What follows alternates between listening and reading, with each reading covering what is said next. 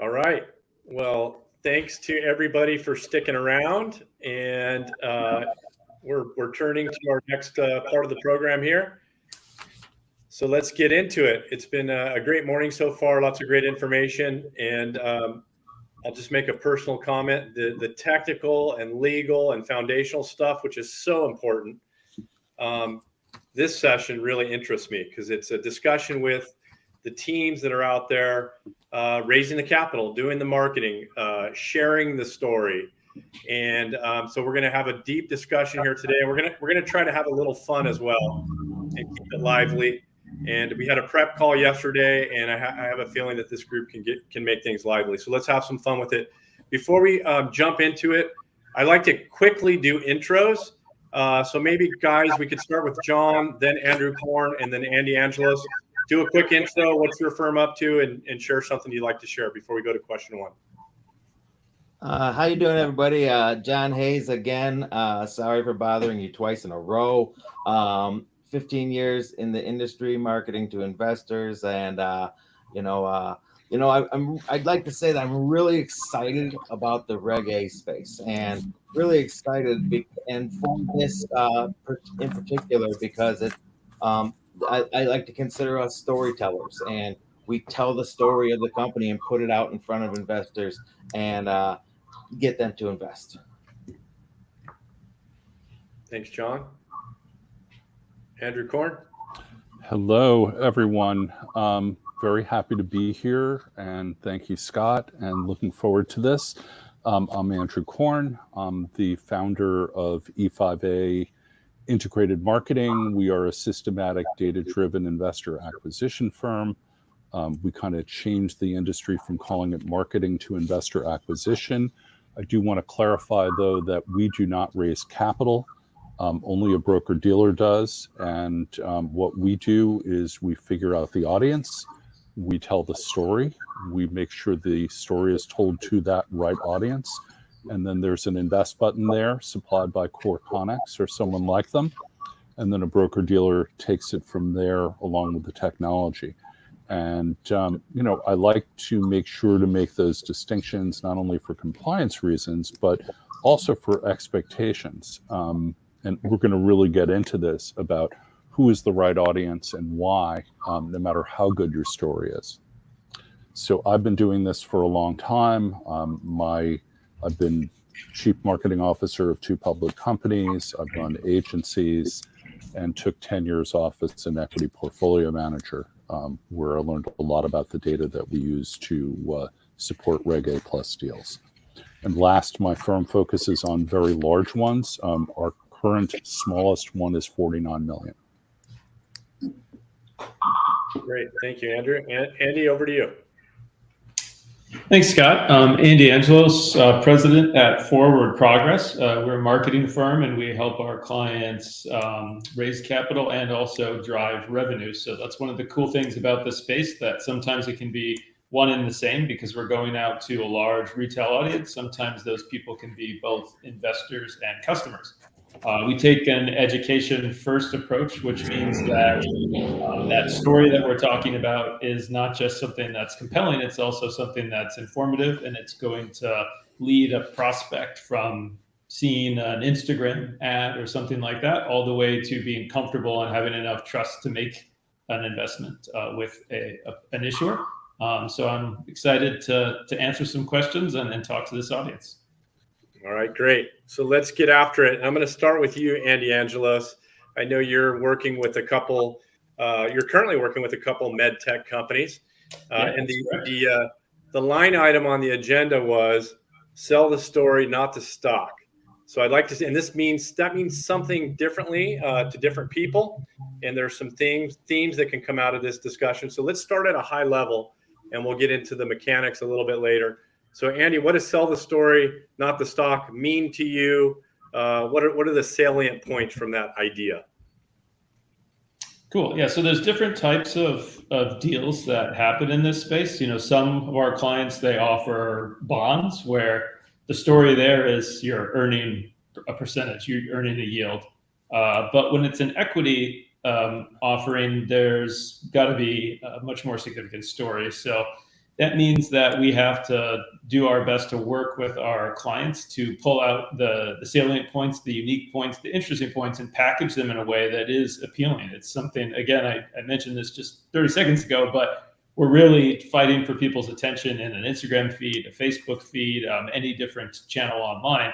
So without a compelling story, without something interesting and unique and well done, we're not going to have a chance to capture that attention. So we definitely, from the Medtech perspective, we're working with a few companies right now, and that usually incorporates figuring out the genesis of the company, what's unique, what are their competitive advantages, and then putting together a number of different media properties to represent that.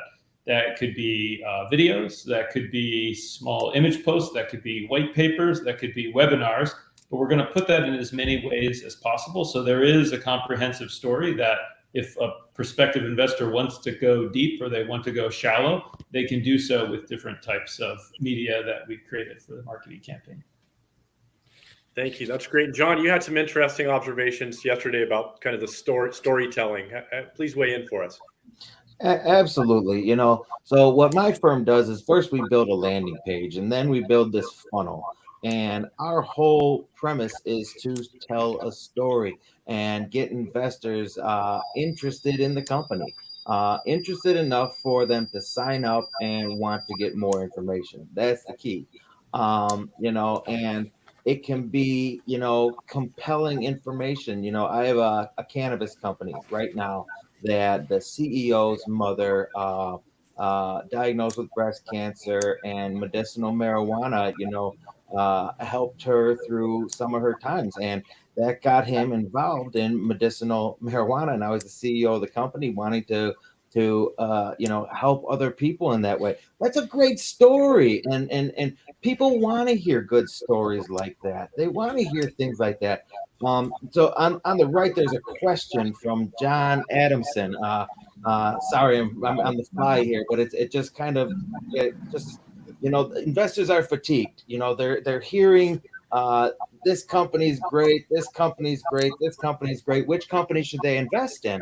And the one that catches them is the one that they're going to be most intrigued by, the ones that are going to ultimately make them do their due diligence and make them say, okay, I want to learn more about this company.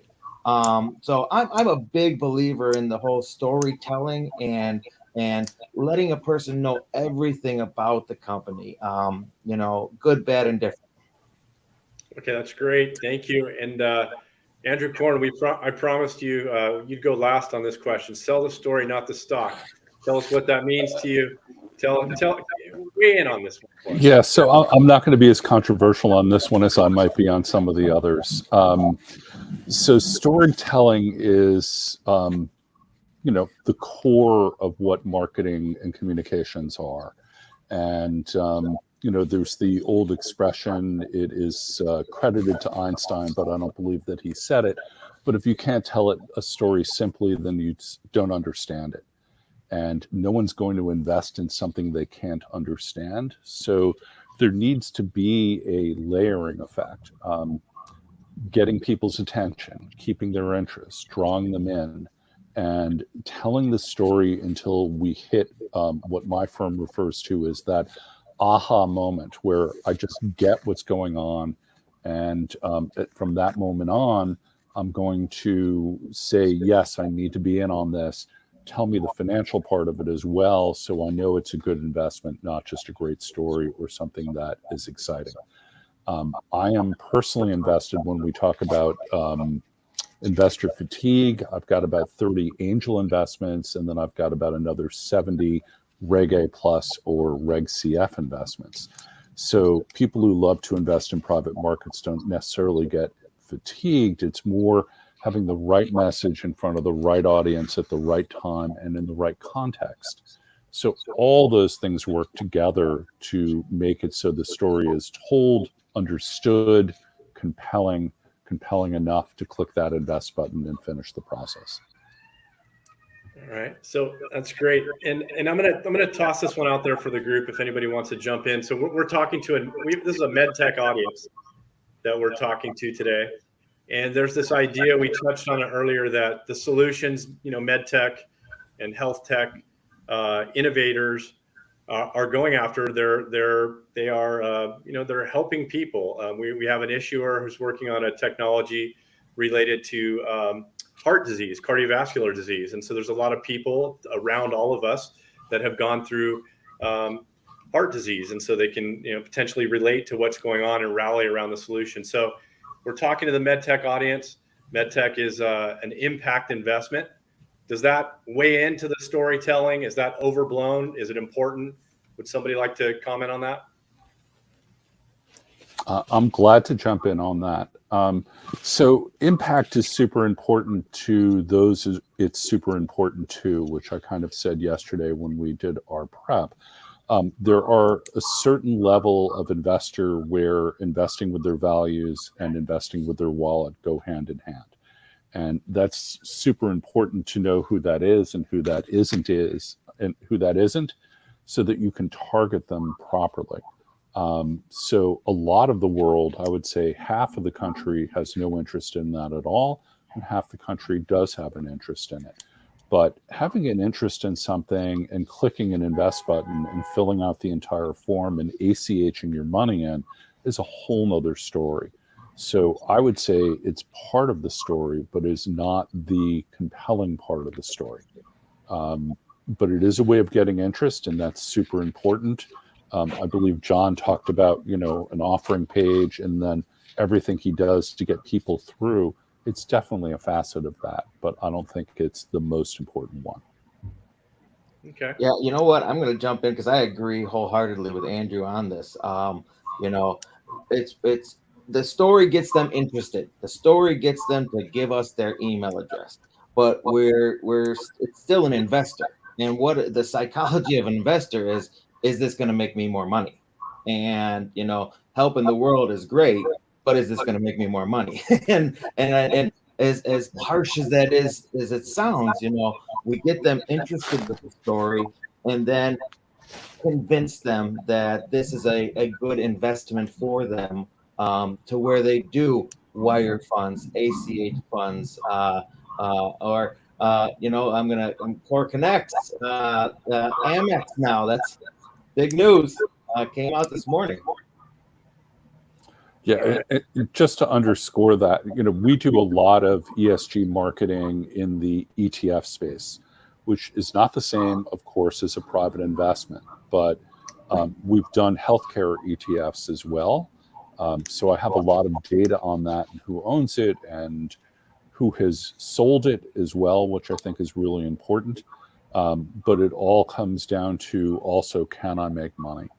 So getting my interest and having me come to the page 3 times is very different than clicking the invest button and completing the process. Right. So I would like to think that we could maybe do both. Let's make a lot of money and let's do good along the way. And so hopefully that helps in this. Yeah, I mean, when you see the ETF flows, and I'm sorry to go back to that, but it is a good analogy. It's much bigger in Europe than it is in the United States, but it's coming up quick. And then which is it? Is it the E, the S, or the G? Which is more important to which audience? And all that is parsable. All data is parsable. Okay, I have Andy, unless you have anything to add, I want to go to one more broad question, then we'll start getting into some of the mechanics. Anything to add? Go ahead, keep going. Okay. This question is coming up regularly. Okay, it's the question on everybody's mind. The broader market conditions, what we all see going on in the world, what we see going on in our 401ks, what we see on the news, how is that impacting a potential RegA offering? Is it positive? Is it negative? Is it neutral? I'd like to have a discussion with this, and so why don't we let Angelos go first? Cool. Yeah. So from data from our live races, it does depend on the issuer, but we've definitely seen some success in kind of doubling down with existing investors and had some windfalls from that recently. So as investors increasingly look for diversification, and they're already have a relationship started with a company through Regulation A+, we've had success over the past couple of months in, whether it's a webinar or offering them something exclusive to get them to come back into the funnel and reinvest. So I think the appetite is there for people that are looking for alternatives. They're seeking different places to put their money for sure. I think that if you're launching a campaign today, that might be different just because there's different reactions to fear, uncertainty, and doubt. I think that makes some people hide for a little while, and that makes other people more aggressive. So I still think there's a market for it, but I do think if you're launching a campaign today, it's going to be different conditions than if you did it, 6 months ago, when the world was a different place for investors, at least. Anything to add, anyone? There's been a theme that's come up in some of the discussions that I've heard anyway, and that is that money needs a place to go. In fact, Oscar talked about it in his intro. Any additional commentary on this general subject? Yeah, sure. When you look at the last two big market downturns, money sat in cash and on the sideline until they missed most of the upswing. So no doubt that indecision and doing nothing is the easiest thing for investors. But then it all comes down to data and targeting. Are you targeting people who've invested in a private deal before? Or are you looking for people who have never invested in a private deal before who might be interested in this offering because of an affinity? So a lot of those things are in play, whether you're launching now or launching 6 months ago. And I do want to agree completely with Andy. Actually, we say every 3 months this market has changed since kind of Q4 2020. That every quarter has had its own personality and its own idiosyncratic things about it that has made us shift strategies mid-quarter. So, there is a ton of money sitting on the sidelines, but it can sit under mattresses.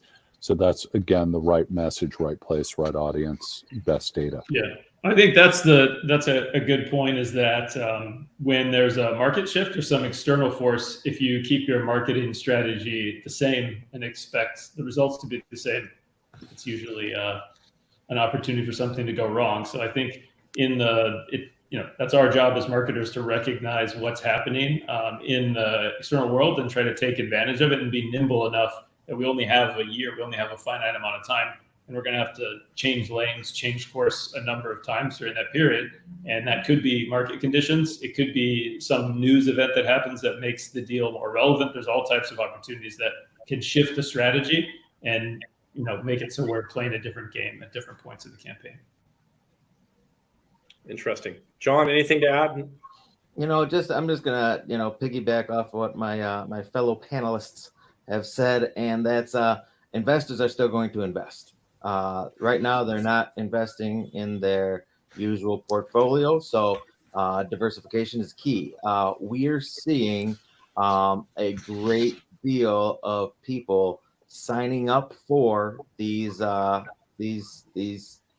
learn more about these RegA companies that we're pushing to them. Attaining leads has become easier. So in that regard, I'd say that the RegA world is pretty good right now. Private companies are good. Public companies, tricky. Okay. Well, I can give you a small sample. I know I see a small sample of folks that are pulling money out, as you pointed out, pulling money out of traditional investments and taking a closer look at these private investments. So I think we have a question that's coming up. I'll read that question, but in parallel, I want to throw out another topic, and that is, we talked about this earlier in the call.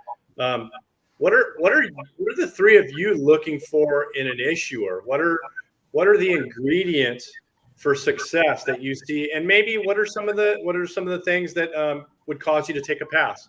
And whoever wants to jump on that one, and then we can all pile on if interested. Ingredients for success for a successful raise. Well, I can go first. I think that as the space has evolved and there's more opportunity, obviously my business has changed as well, but we like to work with people that are, Andrew mentioned this earlier, but are doing larger dollar amounts. and they also have a sustainable business already. They're past the proof of concept. They have some product market fit, and it really is about scale. And the reason for that is because I think that the story is easier to sell at that point. So when there is a compelling story to show how a company can go from where they are now to a place where an investor could get a return, that is compelling. It's easier to build funnels, it's easier to convert, all of that good stuff, as opposed to a prototype or a proof of concept. So that said, not everyone's at the same stage. So I think the same thing that an investor would look for, we're also looking for as a client. We want to make sure that we believe in the CEO and the team that are executing on the business side, because obviously as we go through the campaign, we need to be able to show momentum. We need these traction points to help incentivize people to move in our funnel, to move from being a passive person to active and thinking about the investment. And so we need traction. We need, whether that's more users, whether that's sales, whether that's milestones, new hires. We need the company to be active too.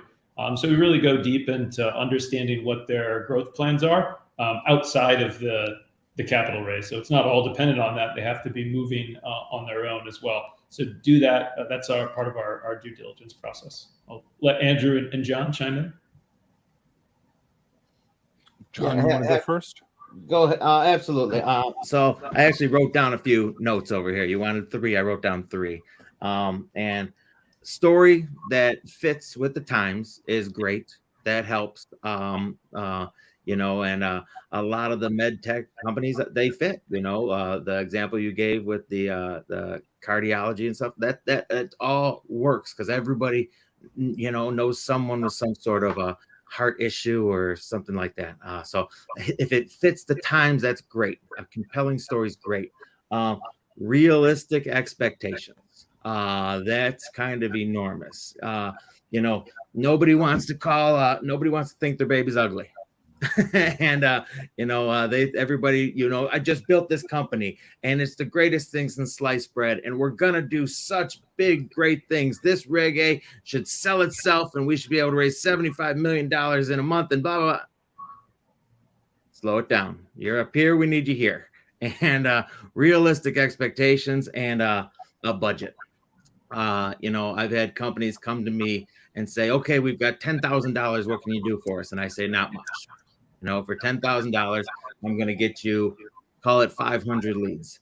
If 10% of those 500 leads come through and invest, the minimum, of $500, now we have an actual math problem. And, the more investors we can put in front of it, the better. Great. So I'm going to have some of the same ones as my fellow panelists, and then a little bit different. We look also at the stage, especially if it's anything to do with pharmaceutical or FDA approval. Where are you? And what did you do to get to where you are?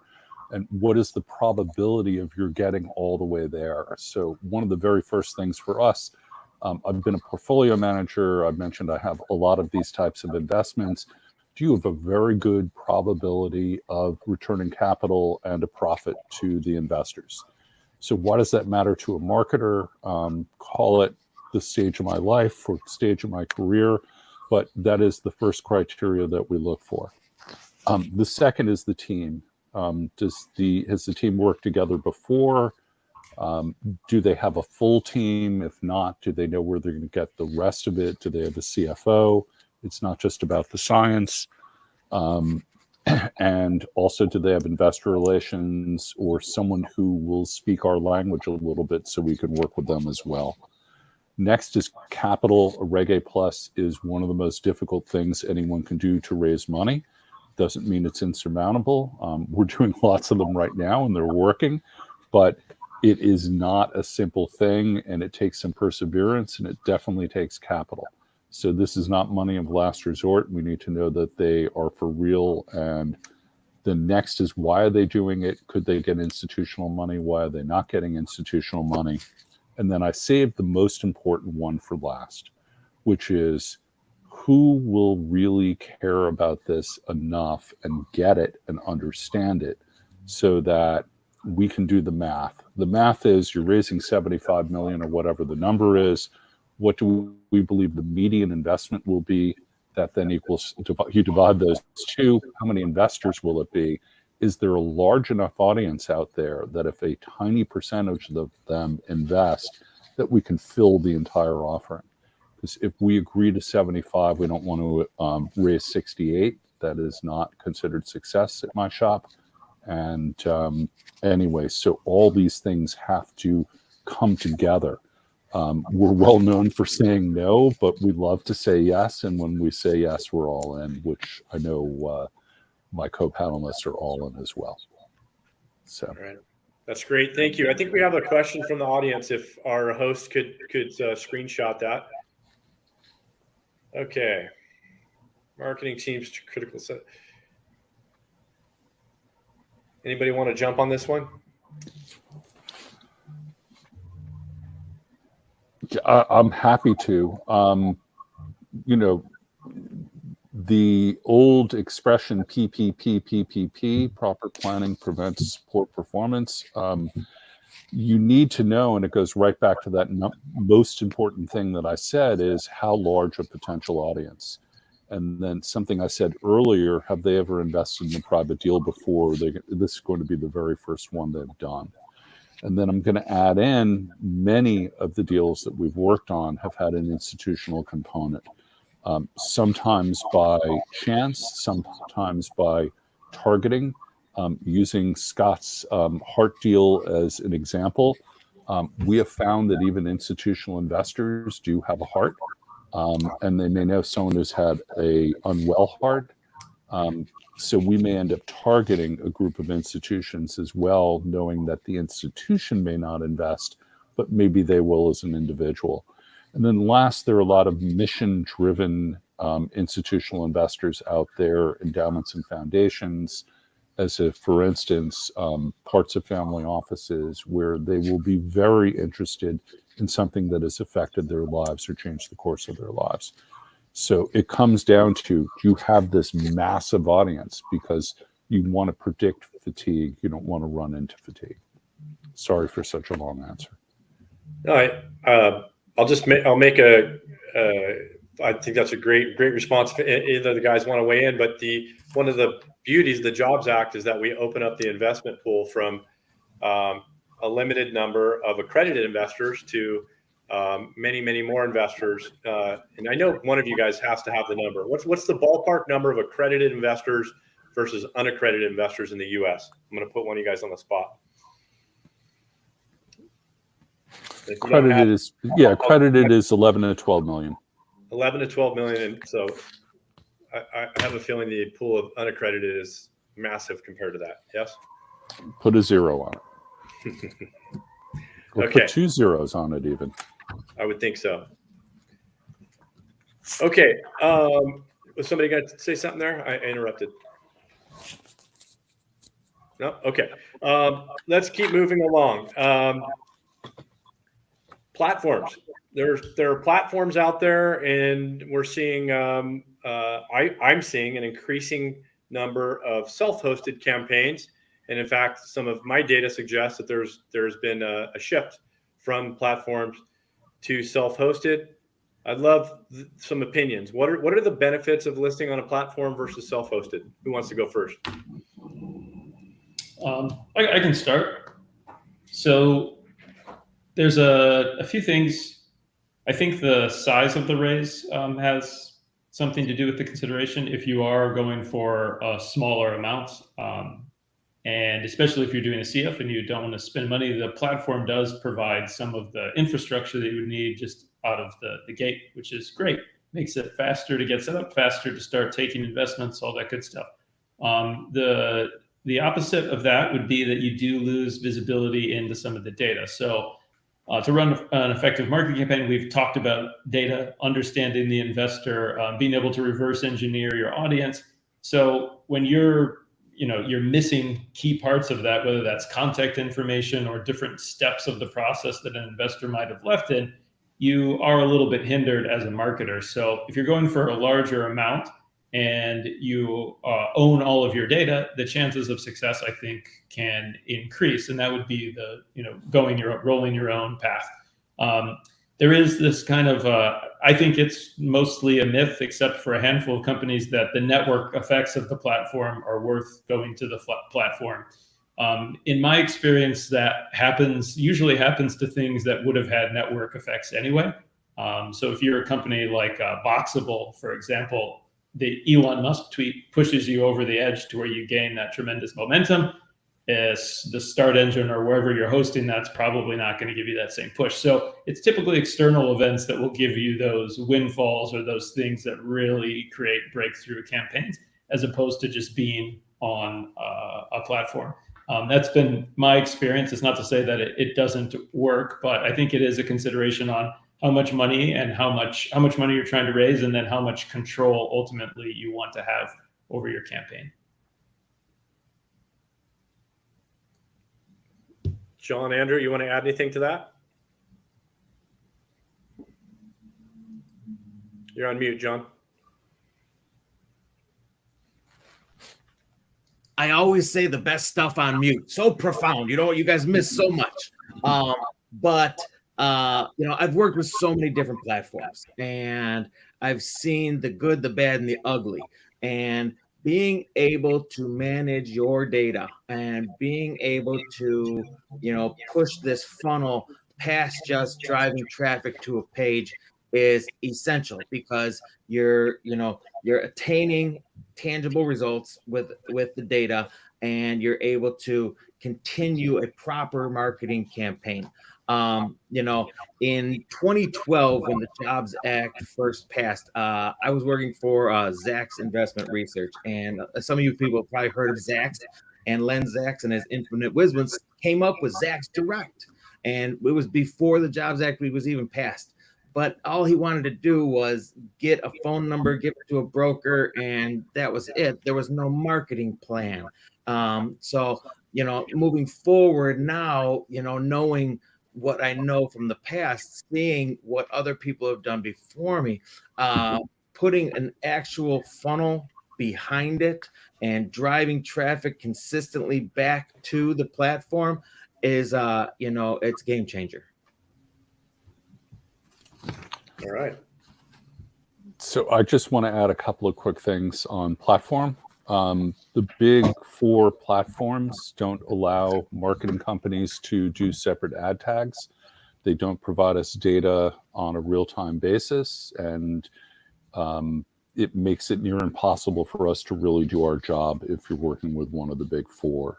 There are CF platforms that are wide open.